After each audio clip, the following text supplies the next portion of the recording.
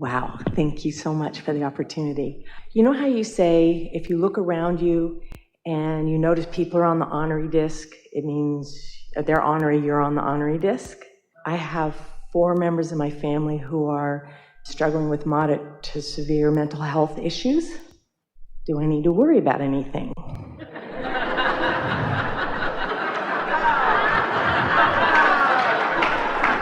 I'm asking the dead guys.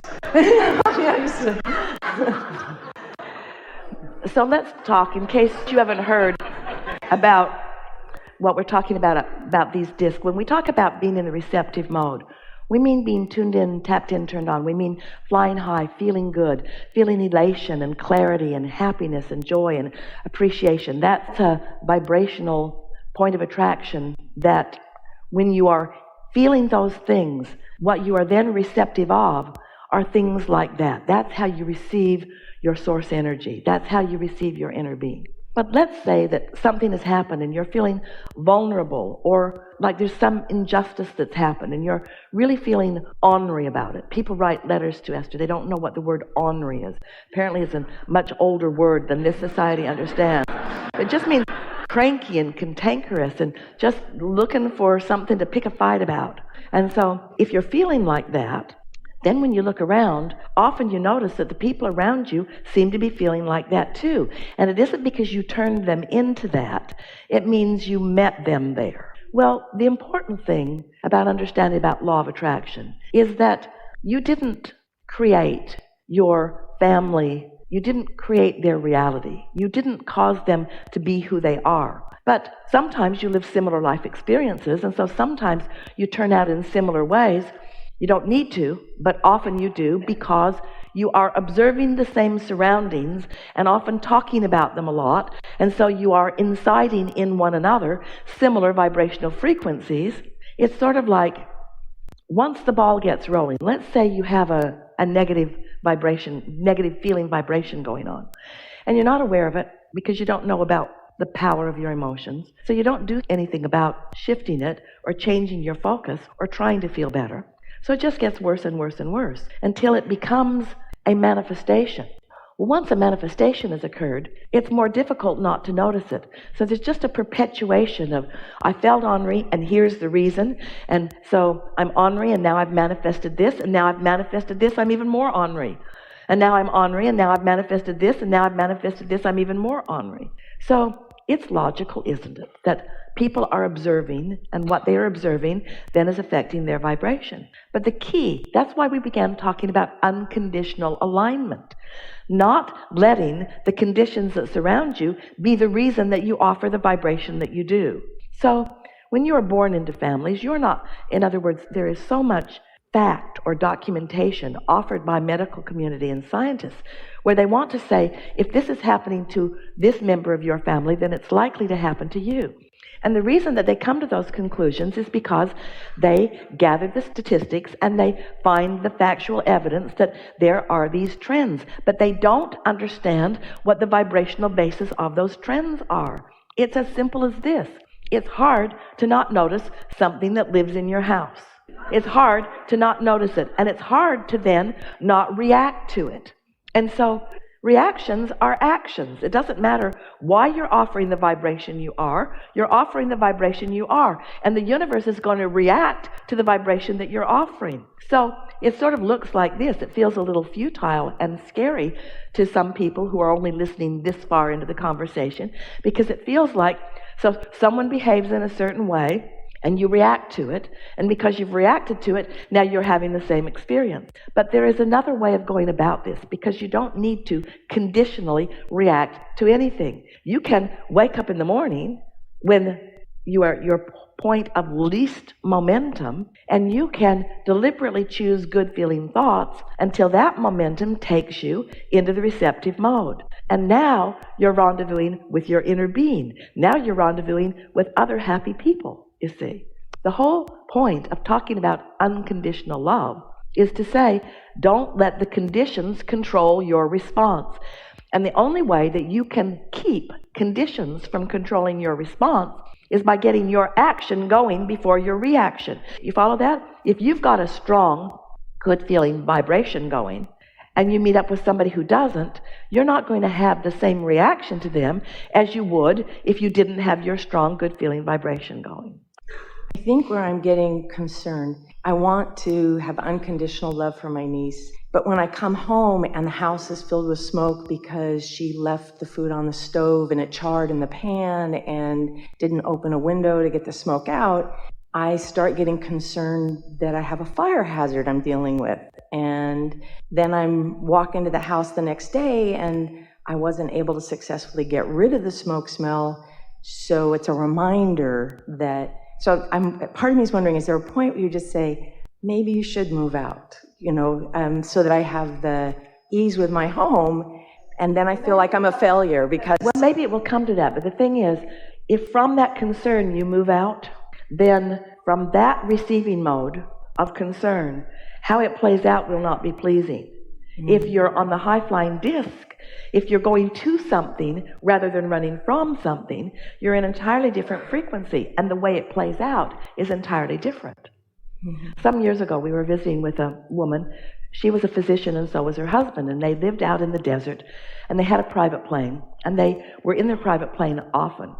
And they had a young girl. She was not quite a teenager, and another young boy who was still in grade school. But all of them as a family were listening to Abraham recordings, and they were reveling in the newfound knowledge that they create their own reality.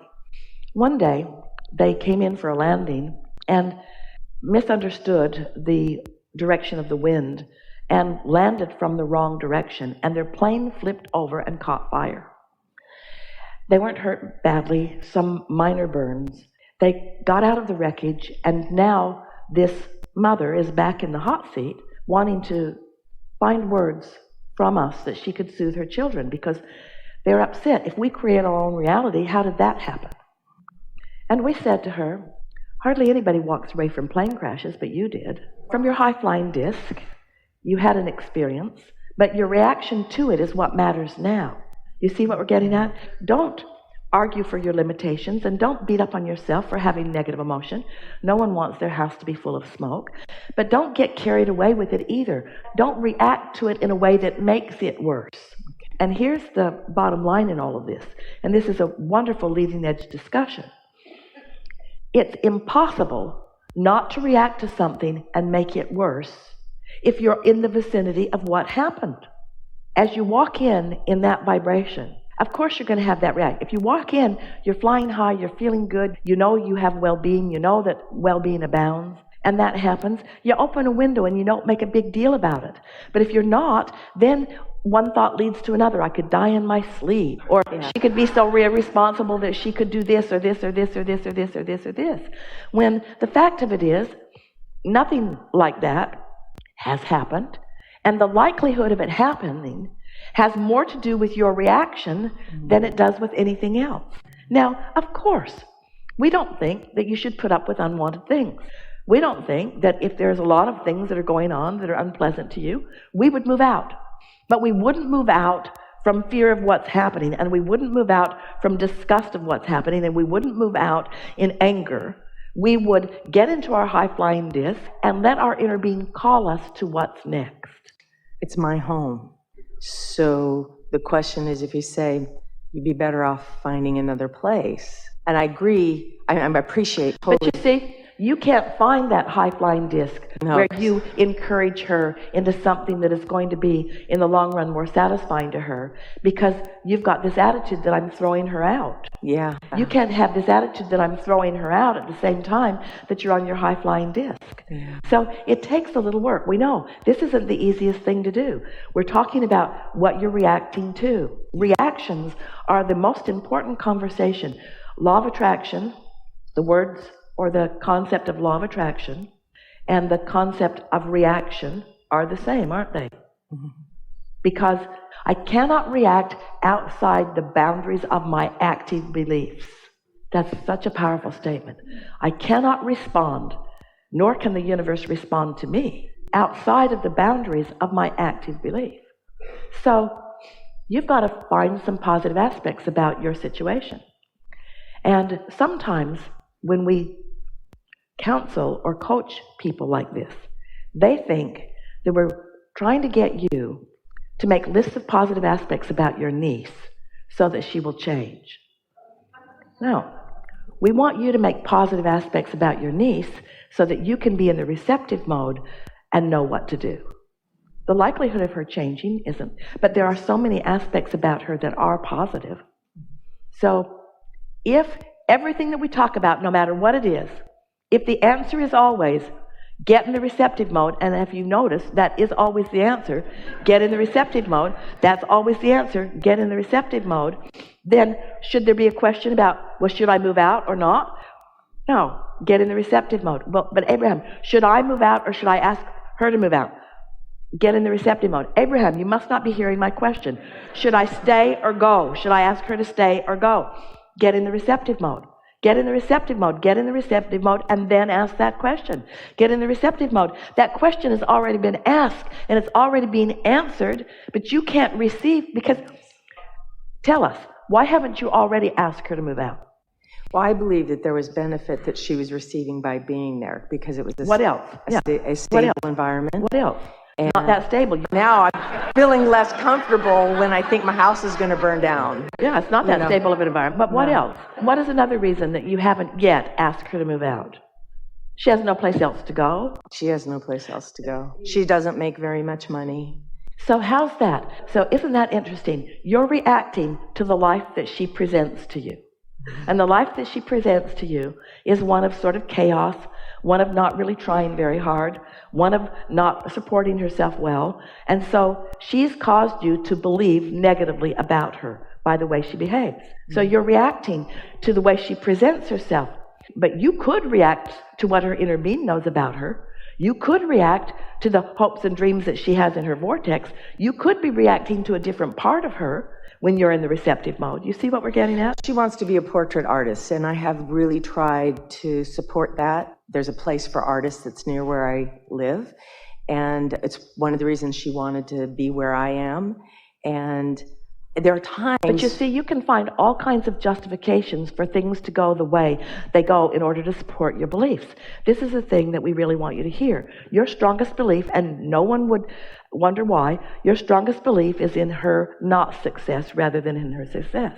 And so from that belief, from that vantage point, everything that you're inspired to is counterproductive to your receptive mode. Can you hear what we're getting at? From what you're observing and your reaction to what you're observing, it puts you in a chronic vibration that doesn't allow anything other than things like that to be the experience. So most people would not be as patient as you've been. They would make a decision, but it still wouldn't end there. In other words, you'd still be aware of her, and then you'd feel guilty about what comes next and worried about what comes next. And chances are she'd move right back in, and the whole thing would start over again. So rather than reacting to what is, you want to figure out how to be a reactor to well-being, how to be a reactor to source energy, how to be a reactor to what her inner being knows about her, which means you've got to take your attention off of what is in order to even get there. Well, there's a case to be made. Maybe that was a receptive mode conversation. I want to believe in her ability, but I can't do it when she is stumbling and bumbling and fumbling right in front of me. So maybe some space between us would give me a better opportunity to believe in her the way her inner being believes in her, and maybe I could be like a satellite dish that beams the signal in a little bit stronger. She's easier to love from a distance. Yes, that's true. She's easier to love from a distance. And there are all kinds of layers of things. What's your belief? Do you believe that it is your responsibility to take care of people who cannot take care of themselves? That's a belief that most humans still have, even though your inner being is wanting you to promote their independence. Your inner being is not wanting you to cut them off. Your inner being is wanting you to promote their connection to the real stream of what they're looking for. Your inner being doesn't want you to pretend like you're the stream to her well-being when you're not.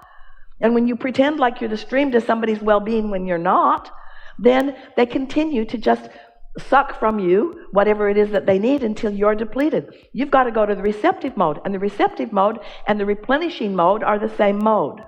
So as you think about her happily somewhere else, don't take action right away, but as you think about her happily somewhere else, and you give yourself the respite of being able to maybe catch a glimpse of who she really is, until you feel that enthusiasm about who she is and what she's doing.